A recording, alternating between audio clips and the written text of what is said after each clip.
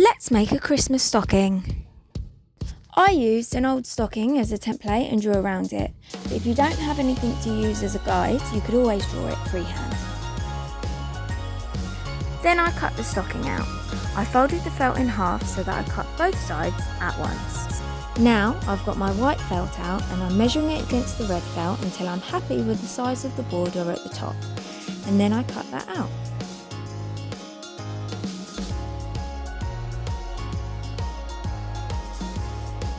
Here I'm trimming the felt so that the edges match.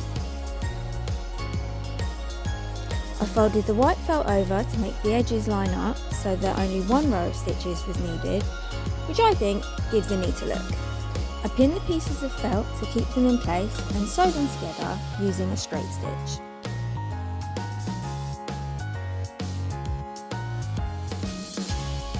I then got a strip of the red felt, I cut it to the desired width and length, I folded it in half, I pinned it and I sewed it.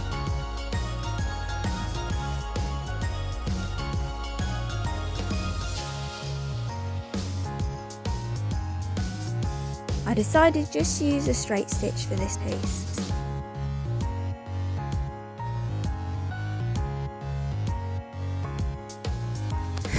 And there goes my needle. Let's pop that back into place and carry on. Once that's done, I turned it inside out to hide the seam so it looked like this. I folded it in half to make a loop and pinned it in between the two sides of the stockings.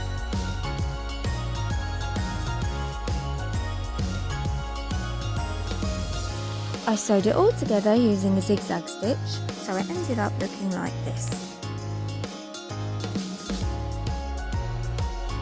Then I went back around all the edge using a straight stitch to give it extra strength. I turned it inside out and there you have a Christmas stocking.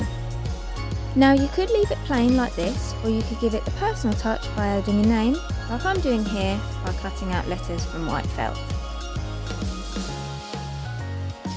When I was drawing the letters, I tried to draw them back to front so the ink isn't visible, but as you can see, I didn't remember for every letter, so I just trimmed around the ink the best I could.